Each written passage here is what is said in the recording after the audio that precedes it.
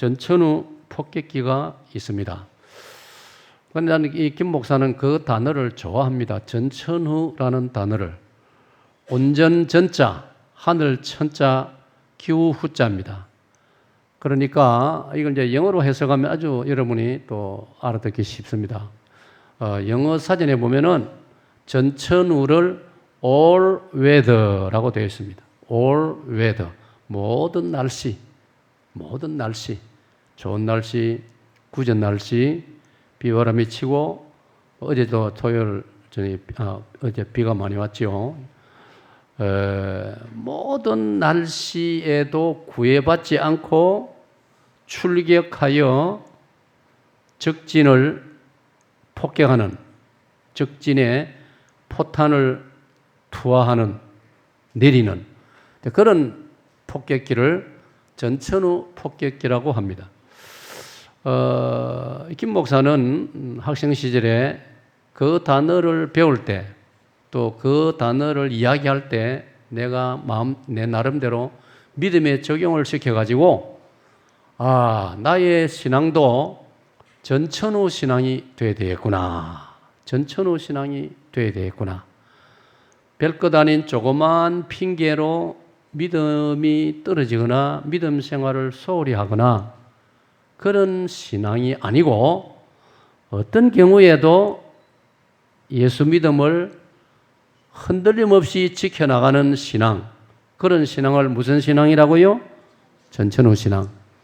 어떤 상황에서도 하나님을 원망하거나 불평하려고 하기보다는 하나님의 신실하심을 믿고 감사드리는 신앙을 무슨 신앙?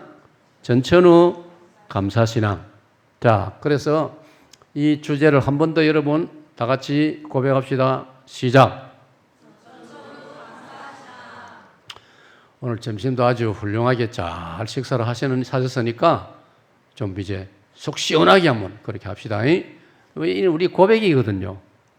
저는 목회 긴 여정에 제 스타일이 성도들에게 성경 구절이라든지 또 설교할 때 중요한 핵심 이런 요점을 이 반복을 많이 시켰어요. 이 반복의 효과가 아주 큽니다. 반복하다 보면 그게 내 뇌리에 자리를 잡게 되고 나에게 하나의 신념이 되고 이념이 되고 확신이 되는 거예요. 그래서 신명기 6장 4절로 9절을 보면 부지런히 자녀들에게 하나님의 계명을, 말씀을 부지런히 가르치라. 반복해서 가르치라.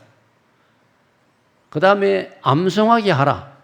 하나님 말씀 성경 구절을 자녀들에게 암송하게 하라. 성경 구절을 벽에도 써붙이고 손목에도 써붙이고 눈에 보이는 곳마다 써붙여서 암송하게 하라. 왜? 그래 하면은 내 믿음이 더 확실해지고 분명해지고 흔들리지 않는 믿음을 가질 수 있다는 것입니다. 아멘? 아멘입니까? 예. 그래서 이제 오늘 오후 시간에는 이 하박국서 3장 17, 18, 19절을 읽었는데 제가 제목을 이 하박국서의 이 본문 말씀이야말로 감사신앙을 강조하는데 전천후 감사신앙을 말해주고 있거나 어떤 사람이 농사를 지었는데 소출이 없고 땀 흘려 가수원을 굉장히 했는데 열매가 안 맺히고 맺힌 열매도 중간에 비바람에 떨어져 버리고 외양간에 우리의 가축을 길렀는데 뭐 이런저런 사연들 때문에 뭐 병 들었거나 도둑대가 들어서 훔쳐가 버렸거나 보니까 우리의 외양간에 그렇게 힘써 길렀는데 가축이 없어져 버렸단 말이에요. 그런 상황일 때 어떻게 할 것이냐? 참 긴 세월 신앙생활을 하고 또 교회를 섬기고 여러분들을 즉 성도들을 돌보면서 살아오는 동안에 물론 저도 목회자이면서 사람이니까 이해하는 측면도 있지만은 때로는 어떤 경우에 저건 아닌데 저 정도의 어려움을 왜 이겨내지 못할까? 그런 이제 아쉬운 마음, 좀 섭섭한 생각, 그런 생각이 들 때가 많았습니다. 그래서 저는 나름대로 목회하면서 내가 돌보는 우리 성도들은 어떤 경우에도 예수 믿음을 끝까지 지키고 나가는 그런 성도들로 목회하고 양육하고 훈련시켜야 되겠다. 그런 꿈을 가지고 제 나름대로 그렇게 열심히 달려왔었고, 긴 목회 여정을 이제 마무리 지었고, 이제는 이제 은퇴 목회자로서 후배들을 이제 격려하고 응원하면서 그렇게 지내고 있습니다. 자, 우리 하나님께서 우리에게 봄, 여름, 가을, 겨울을 주셨습니다. 자, 보세요. 어떤 사람은 봄을 좋아합니다. 보면 사람은 여름, 어떤 사람은 가을, 자기가 좋아하는 취향이 있어요. 그래서 그런 사람들을 보면 자기가 선호하는 계절 아닐 때는 별로라고 생각하고 뭐 예사로 소극적으로 말한다든지 부정적으로 말하는 사람들이 있어요. 이거 왜 이래 덥나? 덥다고 불평을 한다거나 왜 이렇게 춥나? 그런데 우리가 살아보면서 또 공부도 하고 깨달아 보면 배우고 알게 되는 것은 뭐냐? 하나님은 선하신 분이기 때문에 하나님이 지으신 모든 것은 좋은 것인 줄로 여러분 믿습니까? 저를 쳐다보고 확실히 응답하세요. 제가 여러분이 이렇게 말하는 것은 누가복음 2장 끝을 보면 예수님이 12살 때 예루살렘 성전에 올라가서 어떻게 했다고요? 율법 선생님들하고 질문하고 대답하고 주고받고 하는 장면이 나옵니다. 그것도 예수님 12살 때예요.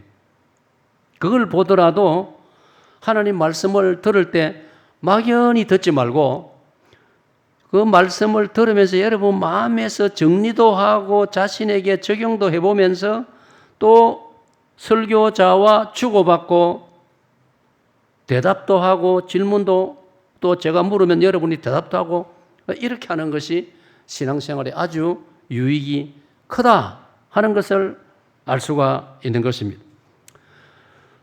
그래서 저는 이제 이런 나름대로 철학을 가지고 있어요. 자, 받읍시다. 봄은 봄대로, 여름은 여름대로, 겨울은 겨울대로. 하나님이 창조하시기 때문에 의미가 있고 좋은 줄로 믿으시기를 축복합니다. 그럼 여러분 가운데 아이고 목사님 필리핀 여기는 뭐 늘 여름입니다. 뭐 상관없습니다. 라고 할 수 있지만 여러분이 뭐 늘 필리핀에 사는 것만도 아니고 그래서 저는 이 성경 말씀을 참 좋아하거든요. 하나님이 지으신 모든 것은 선하다고 했습니다. 이게 딤전 4장 4절의 말씀인데 하나님이 지으신 모든 것은 선하다, 좋다 이 말이에요. 이걸 믿어야 됩니다. 하나님이 틀린 것, 나쁜 것을 지으실 리가 없는 거예요. 이걸 믿는 사람은 어떻게 또 그 다음 성경 구절을 인용할 수 있느냐 하면 고린도전서 10장 로마서 8장 28절에 보면은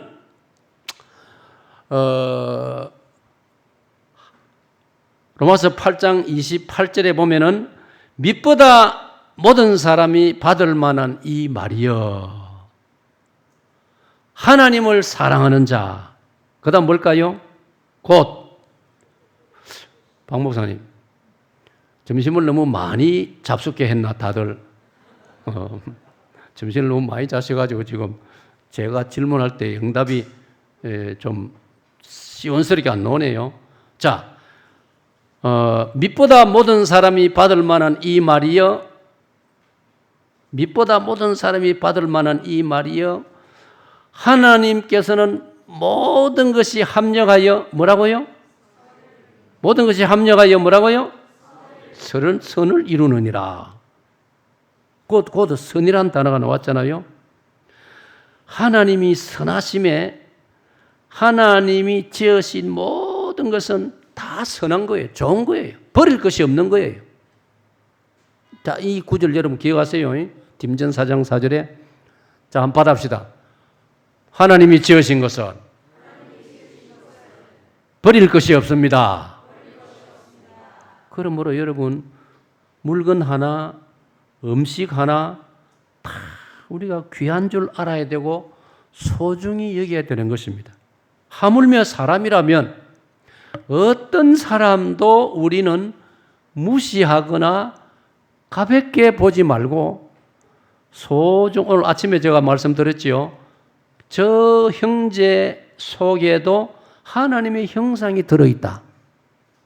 저 사람 안에도 하나님의 고귀한 성품이 들어있다.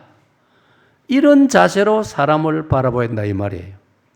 이런 것이 갖추어지면은 사람을 함부로 해칠 수 없고 사람을 죽일 수 없는 거예요.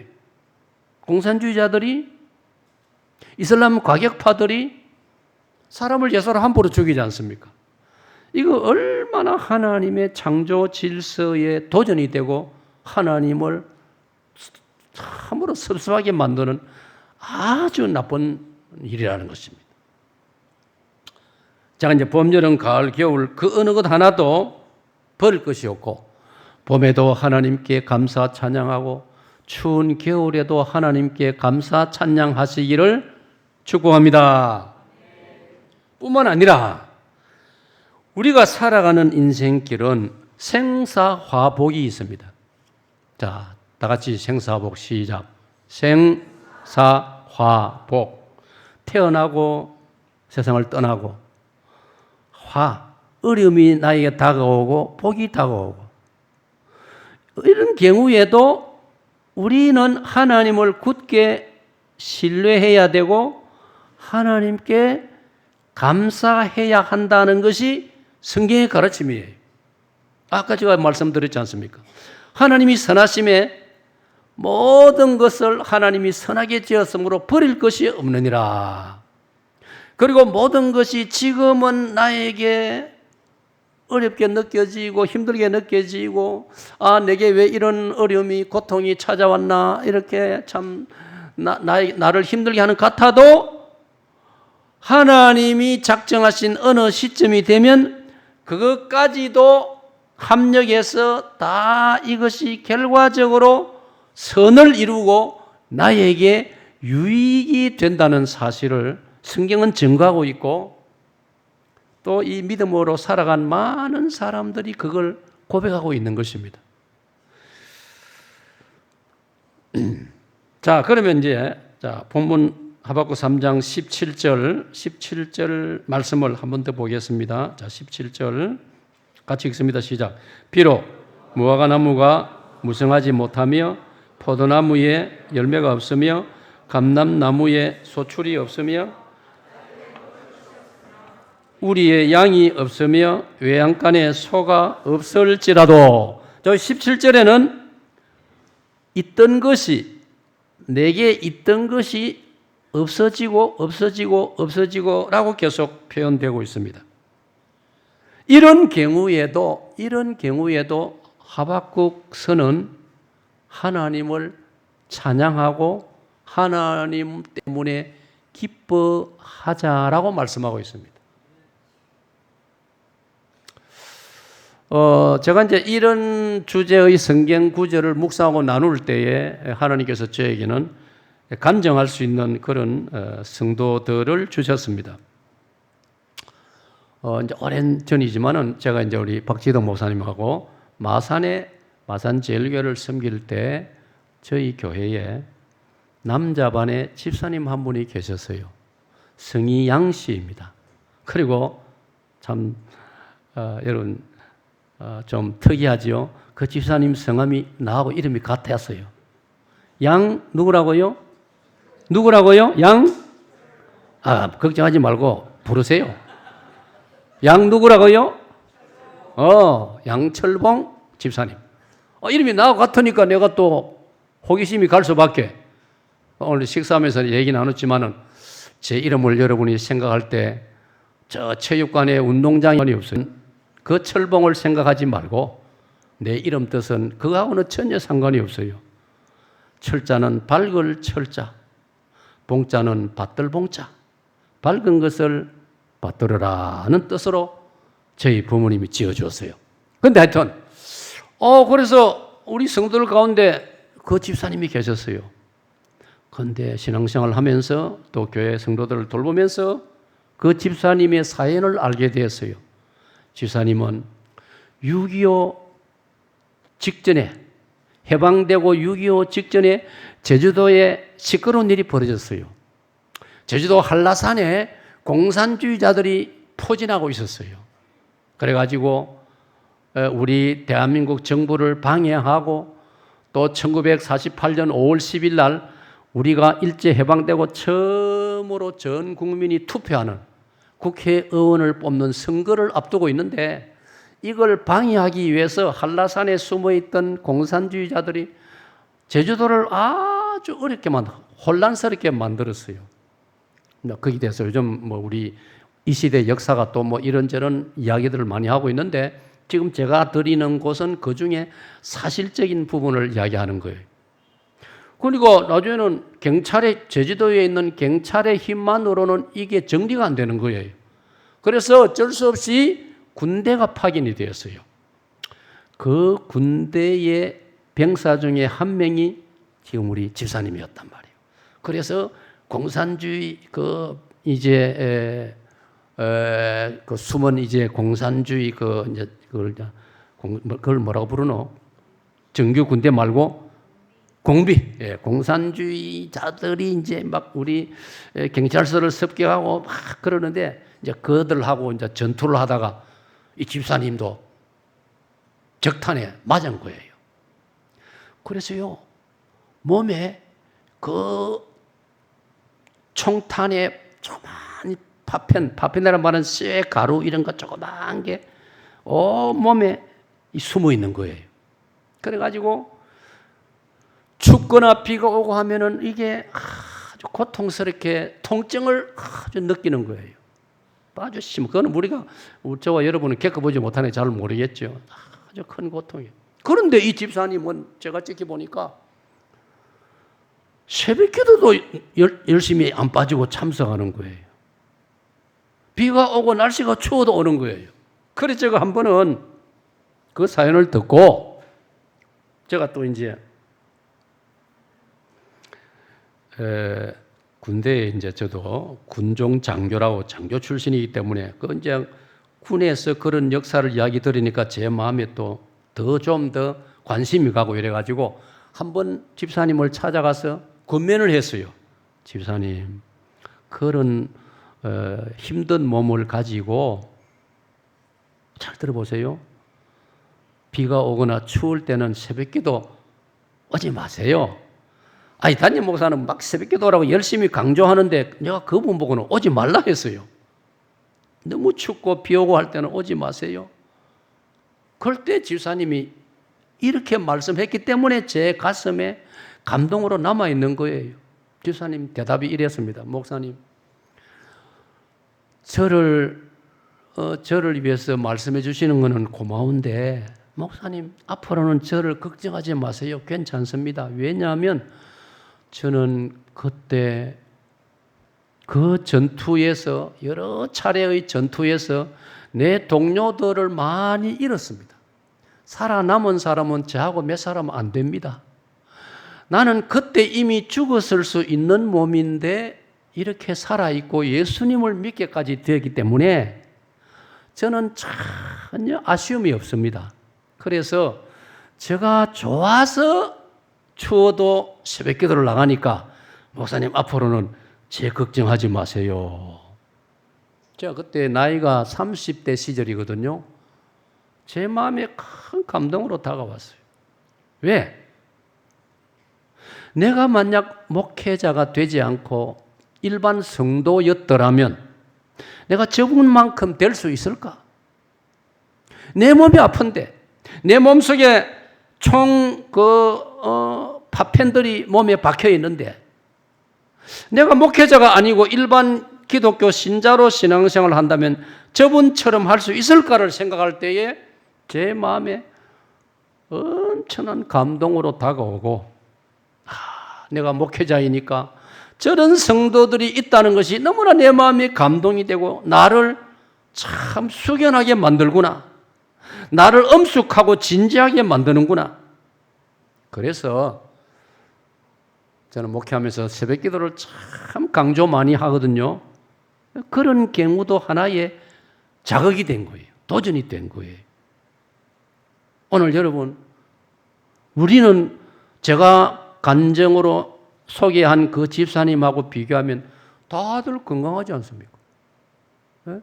그러므로 우리가 어떤 경우에도 전천후 신앙을 가지고 신앙생활 제대로 하고 어떤 경우에도 불평이라는 단어는 할 수만 있으면 내 생각과 내 신앙 여정에서 지워버리고 무조건 하나님 앞, 아까 제가 전제를 드렸죠. 하나님은 선하시기 때문에 무조건 감사하면서 살아가시기를 축복합니다. 그 다음에 제가 요 근래에 12월 중에 독서한 책 하나를 소개하는데 그 책의 내용에 이런 이야기가 담겨 있어요. 경북 영덕 쪽에 아주 산골짜기에 청년이 하나 있는데 이름이 광수입니다. 광수인데 전신이 마비되는 병이 걸렸어요. 그런데 대구 이 부모님이 참 전 재산을 팔다시피 해서 자식을 고쳐보려고 대구의 병원을 찾아다니고 그 다음에 부산을 찾아다니고 그 어디에서도 이 아들 광수란 이름을 가진 아들을 받아주지 않는 거예요. 그건 이제 한 두 가지 이유가 있겠죠. 고칠 능력이 자신이 없으니까 그 당시 어슬로는. 두 번째로 보아하니 병원비를 제대로 낼 만한 그런 상황이 아니란 말이에요. 저 경상북도 어디 시골 산촌에서 왔단 말이에요. 전신마비라. 그런데 이 부모님이 소문을 듣고 또 대구 쪽이신지 제부 쪽인지 어느 목사님인지 누구의 그 소개를 받고 마산의 어느 병원에 좋은 의사 선생님이 계신다는 소문을 들었어요. 그 병원은 마산 저쪽 가포에 마산 가포에 계략 환자 병원이 있어요. 외정 때부터 생긴 병원인데 거기에 책임자 의사 선생님이 영국에서 온 의사 선생님이에요. 의료 선교사. 그 선생님의 성함이 영국 이름으로는 패티슨. 남성 교사님 기억나시죠? 이름. 우리 이름으로는 우리 한국 교회에서 붙여준 이름은 배도선 선교사님. 여러분 이분을 저는 학교 다닐 때 우리 고신대학교에서 몇 번 뵌 적이 있거든요. 강사로도 오시고 또 4시간의 설교도 오시고 그랬는데 아주 멋진 영국 신사예요. 지금도 저는 물론 이번에 또 책을 통해서도 사진을 보았지만은 정말 그 얼굴이 선량하게 생긴, 체격은 그리 크지 않아요. 우리 한국 사람 비슷한데 정말 젠틀맨이고 인물이 그렇게 선하게 생긴 전형적인 영국 신사. 그리고 이분은요, 우리가 들어서 알고 있는 영국의 명문대학 캠브리지 대학의 의과대학 출신이에요. 그리고 이분이 정말 놀랍게도 한국의 의료 선교사로 오신 거예요. 이분이 실력이 뛰어나고 어떤 환자도 거절하지 않는다는 소문을 들은 분에 의해서 이 광수 부모님이 이 전신마비 아들을 데리고 마산으로 온 거예요. 패티슨 박사님을 찾아온 거예요.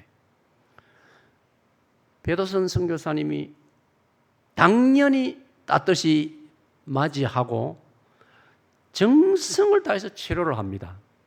그런데 그 책에 제가 읽었는데 제가 이제 참 그 책을 한 구절 한 구절 이 밑줄을 그어가면서 읽었거든요. 당시의 의술로, 그때 1970년대거든요. 당시의 의술로 완전히 고치지는 못했는데 어느 날 광수가, 부모님은 고향으로 돌아가고 농사도 지어야 되니까 광수 혼자 이제 치료를 받고 있는데 어느 날 광수가 큰 소리로 외칩니다. 할렐루야 선생님. 그래서 놀라서 간호사들하고 달려가 보니까, 광수가 있는 입원실로 달려가 보니까 광수가 하는 말이 뭐냐? 선생님, 처음으로 내 발가락이 움직여요. 그런 구절이 나오는 거예요. 그게 제가 밑줄을 그었습니다. 여러분, 광수는 전신마비로 부모님한테 업혀가지고 그 경북 산골짜기에서 마산까지 왔는데, 발가락이 하나 움직이는 것에 너무 깊어가지고 그렇게 감탄사를 외치는 그 책의 그 줄거리, 그 구절을 제가 읽으면서 다시 한번 제 자신을 돌아보기도 하고, 오늘 이걸 여러분하고 나누고 싶었던 거예요. 오늘 저와 여러분은 10발가락, 10손가락 다 이렇게 이상 없이 움직이면서도 나는 그런 전신마비라든지 이런 게 없었는데 하나님 너무나 참 과분한 하나님의 사랑입니다, 은혜입니다 하면서 감사를 한번 외쳐보았느냐 말이에요. 네? 감사 예물을 한번 드려보았느냐 말이에요. 이번 엊그제 성탄절에 여러분이 정말 어떤 마음으로 하나님께 감사를 해보았느냐 이 말이에요. 그래서 이 김 목사는 마산제일교회에서 담임 목사를 시작하면서 제가 기도하는 중에 몇 가지를 딱 정했어요. 그래가지고 제가 은퇴할 때까지 변하지 않고 강조한 게 있어요. 첫 번째는, 자, 여러분 받아봅시다. 매일 새벽기도. 아이고 목사님, 나는 자신이 없어서 따라 안 할랍니다. 그러지 마시고, 따라 뭐 꼭 못 지켜도 일단은 이 설교 시간에 받아는 하세요. 다시 매일 새벽기도. 저는 이 성경 구절에서 발견하거든요. 시편 46편 5절, 새벽에 하나님이 도우시리로다. 감동이 안 됩니까? 나는 어릴 때부터 그 감동이 되었는데요. 근데 중학교 2학년 4월 달부터 새벽 기도를 시작했어요. 저희 집에서 우리 예배당까지는요, 산을 하나 넘었어요. 우리 학생들 감동 안 돼요? 그 산 이름이 별명이 여우산입니다. 여우. 여우가 나타나는 산이란 말이에요. 쭉 여행 때부터 다녔다니까요. 잠언 8장 17절, 새벽에 나를 찾는 자가 나를 만나주리라. 내가 만나주리라. 잠언 8장 17절. 하나님께서는 대낮에도 우리를 만나주시지만 새벽에 찾는 자를 더 잘 만나주시겠다. 할렐루야. 이렇게 하고 나면 내일부터 시부 한인교회에 안 나오던 사람이 좀 나와야 됩니다. 새벽에. 에? 담임 사람 지켜보이세요? 에? 그 다음에 내가 강조한 게 뭐냐? 매주 감사를 제가 외쳤습니다. 첫 번째가 뭐라고요? 첫 번째가 뭐라고요? 매일 새벽 기도. 두 번째가 뭐라고요? 매주 감사. Every Sunday, Every Lord's Day. 매주일 하나님께 감사의 물 드립시다. 이걸 줄기차게 강조했습니다. 줄기차게 강조했습니다. 아니 성경에 범사에 감사하라 했는데 왜 1년 내에 가다가 뭐 감사절기에 뭐 감사 한번 하고 뭐 자기 생일 때 안 하는 사람도 있지만 생일 때 감사 한번 하고 그래가 되겠느냐 말. 범사에 감사하래. 그래서 저는 우리 성도들에게 매주일 감사를 힘써 봅시다. 그렇다고 제가 뭐 명단을 들고 뭐 체크를 하고 당신 감사 왜 안 와요? 그래 본 적은 없어요.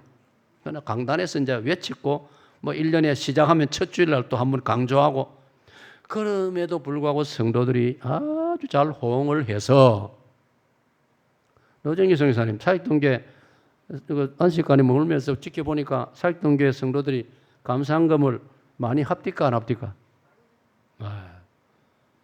주보에 이름을 새길 지면이 모자랄 정도로 지금 사익동교회는요 평균 1200, 1300명이 감사한금을 매주일 합니다. 그러니까 영수증을 대신하기 위해서 주보에 이름을 올리는데 생각해 보세요. 1200명, 1300명 이름을 올리려면 주보가 지면이 모자라지 않습니까? 왜 그렇게 하느냐? 들어보세요. 저는 성경에서 이유를 발견했어요. 시편 50편 23절에 시편 50편 23절은 이렇게 기록되어 있습니다. 감사로 제사를 드리는 자가 나를 영화롭게 하나니 감사로 제사를 드리는 자에게 나의 구원을 보여주리라. 그 구원이라는 단어를 하나님이 쓰고 계시더라고요. 그 다음에 이게 누가복음 17장으로 넘어가면 누가복음 17장 11절 뒤로 넘어가면은 예수님이 어느 마을에 전도하러 가셨는데 10명의 나 환자가 예수님께로 나와왔어요. 소문을 듣고. 예수님께 가면 무슨 병이든지 예수님이 고쳐주신다. 그런 소문이 퍼지지 않습니까? 그리고 예수님이 이 나 환자들이 있는 그 마을 또는 가까운 마을에 오셨다는 소문이 들리니까 이 나 환자들이 10명이 막 예수님께로 달려간 거예요. 누가복음 17장 그 본문을 읽으면 예수님께서 이들을 10명을 고쳐주셨습니다. 자기 병이 나았기 때문에 이 10명이 너무 좋아가지고 예수님에게 감사 인사하는 것도 잊어버리고 그리웠던 보고 싶었던 자기 마을로 고향으로 부모님 형제들 얼굴 보고 싶어 달려갑니다. 이제 병 나은 걸 보여줄. 그 중에 한 명이 10명 중에 한 명이 가다가 양심의 가책을 내가 이래가 되겠나? 예수님에게 감사 인사도 안 드리고 내가 이래가 되겠나? 그래서 발걸음을 돌려서 예수님께로 다시 돌아왔다는 게 누가복음 17장에 기록되어 있지요. 그리고 예수님께 돌아와가지고 엎드려 절하며 예수님 참으로 감사드립니다. 울먹이면서 감사를 드렸어요. 그때 예수님이 하신 말씀이 중요해요. 병 나은 사람은 10사람이 아니냐? 9은 어디 갔느냐? 이 인상인 외에는, 그러니까 돌아온 사람은 유태인이 아니고 병 나아서 예수님한테 인사도 안 하고 자기 집으로 달려가 버린 사람은 유태인들이고 그 중에 나음 받은 사람 한 명이 이방인인데, 유태인 아닌 이방인인데 이 사람만 예수님께로 돌아와서 감사 인사를 했단 말이에요. 그리고 나서 그 다음 말씀이 중요해요. 예수님이 이 사람 보고 제 아들 있는데 들을 수 있도록 하시는 말씀이 오늘 이 친구에게 하나님의 구원이 이르느니라. 병은 이미 나았고 예수님이 다시 선물 하나 더 주시는 거예요. 너가 구원을 받았느니라. 할렐루야. 그러니까 이 말씀하고 시편 50편 23절을 연결하면은 구원받은 증거가 뭐냐? 아주 이제 제가 결론적으로 중요한 말씀 이야기예요. 받합시다. 구원받은 증거는 감사입니다. 자, 제가 바로 여러분에게 설명드리면 들어보세요. 여러분의 사고방식이, 이 생각이, 평소의 생각이 여러분의 습관이 되어진 좋은 습관으로서 여러분이 감사의 사람이라면 여러분은 구원받은 기독교 신자입니다. 반대로 여러분 지금 교회를 다니면서 여러분 오늘 교회에 와서 세부 한인교회 예배드리러 왔으면서도 여러분의 평소의 성향이 나의 평소의 성향이 감사보다는 불평이 먼저 나오면 그리고 감사가 인색하면은 여러분은 자신의 구원에 대해서 의심을 한번 해봐야 됩니다. 여러분 이게 필요해요. 왜? 고린도후서 13장 5절을 읽으면 너희가 믿음에 있는가 너희 자신을 시험하고 너희 자신을 확정하라. 자기 믿음을 테스트 해봐야 되는 거예요. 나 제대로 신앙생활 하고 있나? 나 제대로 예수님 잘 믿고 있나? 그럼 오늘 말씀을 적용하면은 나는 내 신앙의 체질이, 내 신앙의 성향이 감사의 체질인가, 불평의 체질인가? 자신을 한번 테스트해야 되는 거예요. 저를 잘 쳐다보세요. 여러분, 우리나라는 지금 이 의료 제도가 잘 되어 있어 가지고 자기 태어난 연도하고 맞는 때 짝수년에 태어났으면 구해요. 자기한. 내년은 2026년. 그러면 짝수 연도 태어난 사람들에게는 몇 가지 몇 차례에 걸쳐서 나라에서 통지가 옵니다. 이런 건강검진을 받으세요. 자기 태어난 짝수, 홀수, 연도에 따라서. 병원에 가보면 건강검진 테스트 받아러 온 사람들이 얼마나 많은지 몰라요. 복도에 사람들이 막 쫙 있어요. 저도 이제 한 번씩 가보면 그거 가서 목사님들도 만나고 말이지. 하이, 당신도 왔네. 나도 왔고. 사실 그거 보면 사람들은 거기에는 예민해요. 열심히 찾아와서 검사 받아요. 그런데 그보다 중요한 게 나의 신앙 문제, 구원 문제 아닙니까? 믿습니까? 마태의 10장 28절에 몸만 죽이는 사람을 두려워하지 말고, 이 말은 육체의 건강만 생각하지 말고 말 아닙니까? 몸과 영혼을 한꺼번에 지옥에 멸하실 수 있는 하나님을 더 두려워하라. 이걸 한 번 더 적용하면 육신의 건강 못지않게 영혼의 건강을 테스트하라 이 말이에요. 그러면 나의 영혼의 테스트, 내 영혼의 건강이 어느 정도냐?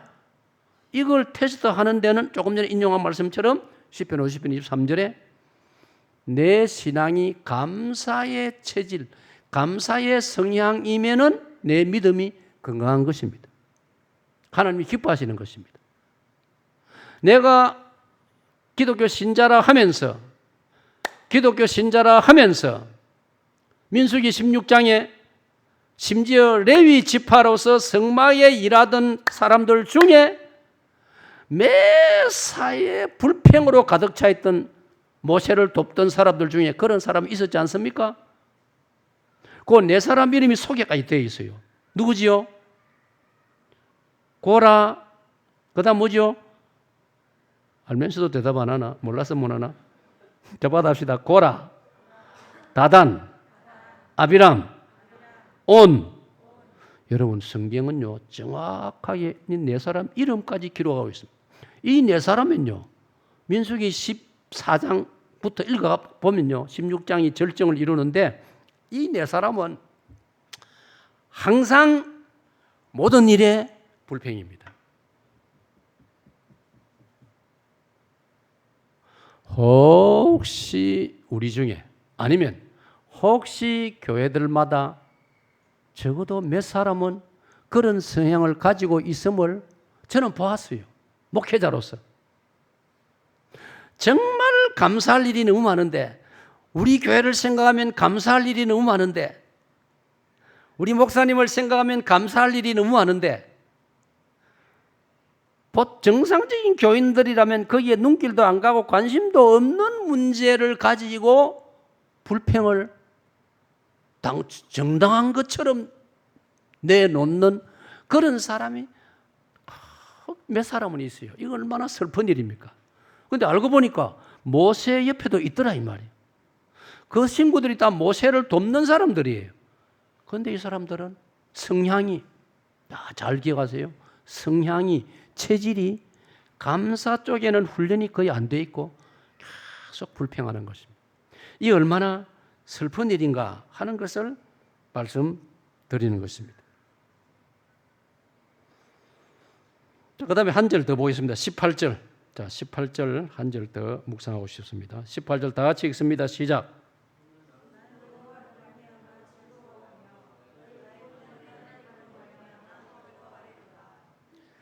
자, 그럼 앞에는 포도원도 나왔고, 무화과나무도 나왔고, 또 외양간도 나왔고, 우리도 나왔습니다. 눈에 보이는 그 물질적인 거 아닙니까? 그런 경우도 흔들리지 아니했는데, 그 다음 18절을 보니까 우리에게는 충분히 감사하고 기뻐하고 찬양할 이유가 있습니다. 정확한 사실이, 팩트가 있습니다. 명분이 있습니다. 그게 뭐냐? 받합시다. 여호와로 인하여, 하나님으로 인하여. 자, 우리가 신약적으로 표현하면은 예수님 때문에 그런 찬양이 있지 않습니까? 받합니다. 예수님 때문에. 여러분, 우리는 예수님 때문에, 어떤 경우에도 예수님 때문에 기뻐하고 찬양할 수 있는 줄로 믿으시기 바랍니다. 예수님 한 분으로 충분하다 이 말이에요. 제가 독서하는 중에 이런 구절을 발견했어요. 중세시대 때 어떤 어떤 영적인 그 성향이 아주 뛰어난 분이 이런 구절을 남겼더라고요. 뭐 제가 대략 기억해서 인용을 해보면 한번 들어보세요. 저를 보면서. 하나님이 하시는 말씀이에요. 내 아들아, 너는 나 하나만으로 만족하지 않겠느냐? 내 아들아, 지극히 너를 사랑하는 나 하나만으로 만족하지 않겠느냐? 참 그 짧은 구절이지만 마음의 울림이 컸습니다. 알고 보면요. 자, 한번 받아해 주실까요? 알고 보면 여러분은 하나님 한 분만으로, 예수님 한 분만으로 충분히 기뻐하고 찬양하고 감사할 수 있는 줄로 믿습니다. 믿습니다. 가끔 이런 이야기 듣지 않습니까? 부부간에 살아갑니다. 물론 우리가 사람이기 때문에 마냥 좋을 수만은 없겠지요. 그러나 많은 분들의 고백이 뭔지 아세요? 한쪽이 남편이든 아내든 심지어 병이 들거나 몸이 신체적으로 불편하더라도 남편이 아내가 옆에 있는 것이 훨씬 마음에 행복감을 느낍니다 라고 고백하는 많은 이야기들을 우리가 듣고 있습니다. 자, 재미있는 우스의 실화를 내가 하나 말하죠. 제가 이제 이 글을 좀 자세히 읽는 스타일이거든요. 미국에서 이런 일이 생겼습니다. 어떤 부인이 신문에 광고를 냈습니다. 광고 제목이 뭔지 아세요? 남편을 팝니다. 남편을 세일합니다. 누구든지 내 남편을 사가세요. 공짜입니다. 그 다음 밑에 한 줄 더 있어요. 내 남편을 공짜로 줄 테니 가져가세요. 밑에 PS 붙여가지고 골프채와 낚싯대도 끼워드립니다. 공짜로 끼워드린다. 사연은요, 이 남편이 집안 살림을 안 돌보고 아내한테 다 맡겨놓고 맨날 골프 다니고 낚시하러만 다니고 참다가 지쳐서 이제 아내가 더 이상 살 수 없다 판단하고 남편을 공개 처분하려고 공짜로 신문에 광고를 낸 거예요. 그리고 전화번호 딱 적어놓고. 이게 실제로 있었던 일이 내가 그걸 읽었거든요. 며칠 후에 여기저기서 편지가 왔는데 편지를 보낸 사람은 10중 8구 전부 과부들이 보내서요. 여러분 웃을 때는 과부들이 그 남편의 호기심이 있어서 편지 온 줄 아세요? 아니에요. 그 편지의 대부분의 내용이 뭐냐? 그래도 참고 사세요. 같은 여성 입장에서. 그 다음 구절이 재미있어요. 없는 것보다 옆에 있는 게 좋습니다. 남편을 잃어버리고 혼자 사는 여인들의 입장에서 남편이 이렇게 하면 혼자 살면 속 시원할 줄 알았는데 세월이 갈수록 남편 생각이 나고 혼자 있는 게 그리 쉬운 일이 아니다. 사람은요, 창세기 2장 하나님이 우리를 지으실 때 남자 여자가 혼자 사는 것은 좋지 않다라고 창세기 2장에 기록 나와 있어요. 그러므로 오늘 시부한인교회 청년들, 학생들 날 쳐다봐. 앞으로 꼭 결혼해라. 혼자 있는 것보다 같이 있는 게 훨씬 좋다라고 창세기 2장에 기록되어 있고 그 미국의 과부들이 그렇게 편지를 보내왔다니까요. 그래서 그 아주머니가 광고를 철회하고 그 남편 데리고 살았답니다. 여러분. 다시 제가 그 인용합니다. 오늘 우리 영적으로 저와 여러분은 더 이상 욕심을 가질 필요가 없고 그 무엇도 부러워할 필요도 없고 저와 여러분은 창조주 하나님 우리 주 예수 그리스도 한 분만으로 충분할 줄로 믿으시기를 바랍니다. 이게 오늘 저의 설교의 강조점이고 결론이란 말이에요. 이 18절의 말, 나는 외양간에 소도 없고 우리의 나귀도 없고 뭐 가수원의 포도밭에 무화과나무 밭에 열매도 다 떨어지고 없어도 하나님으로 인하여 기뻐하고 즐거워하리로다. 할렐루야. 오늘 세부한인교회 성도들이 이런 믿음을 가진다면 여러분 세부한인교회는 대단히 튼튼하고 능력 있는 교회가 될 수 있다 이 말이에요. 아멘입니까? 하나님은 사실 제가 성경을 보니까요. 요즘 간혹 이제 제가 이제 뭐 선배가 되고 이러다 보니까 어떤 후배가 저를 만나면 인사해요. 아이고 목사님 은퇴하시고 시간도 있는데 목사님 한번 모시고 싶은데 그럼 내가 조금 가지. 근데 그 다음 조건을 달아요. 아이고 목사님 우리 교인이 몇이 안 돼가지고 목사님 모시려니까 미안해서요. 그럼 내가 정색을 하고 이렇게 말합니다. 교인이 몇이 안 되다니요. 그러면 생각거리 하면 안 돼요. 내가 꼭 성경 구절을 인용하거든요. 마가복음 8장 36절에 예수님이 말씀하시기를 사람의 한 영혼이 천하보다 귀하니라. 아멘 아닙니까?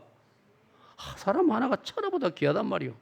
그런데 왜 교인 10명, 20명밖에 안 된다고 적다고 이 철을 초청 못하겠다 한단 말이에요. 그러면 안 된단 말이에요.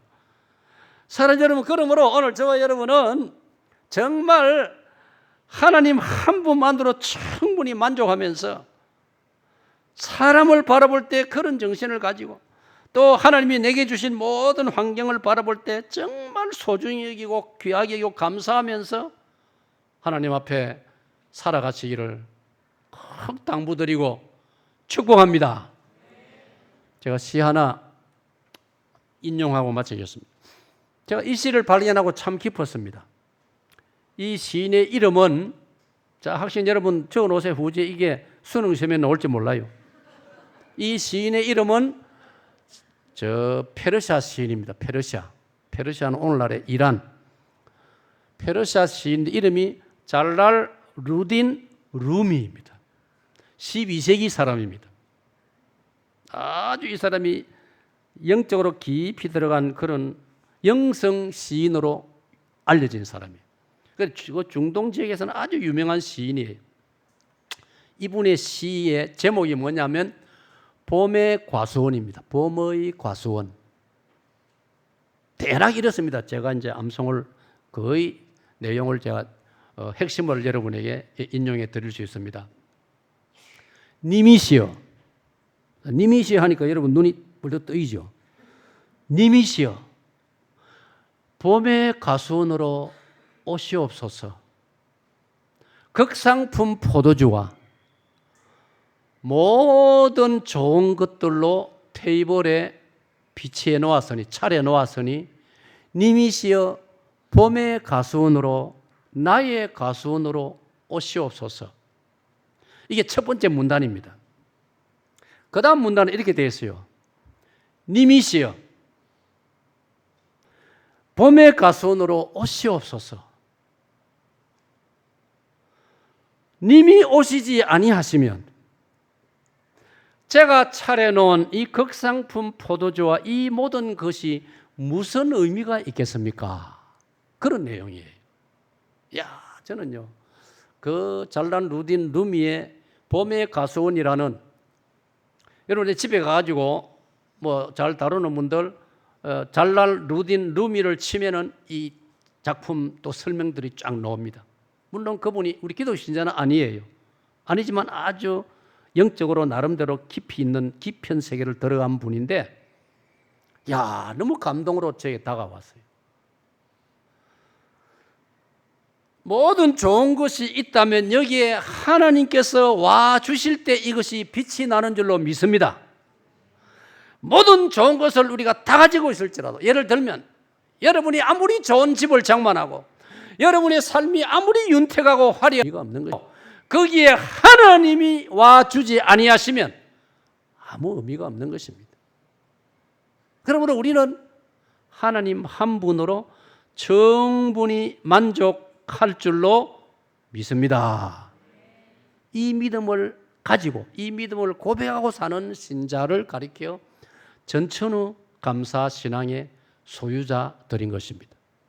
오늘 15한인교회 오늘 함께한 저와 여러분 이 믿음을, 이 감사의 믿음을 가지고 살아가시기를 꼭 제가 강조하고 당부드리고 싶고, 자, 주제를 다 같이 한번 더 전천후 감사신앙 시작.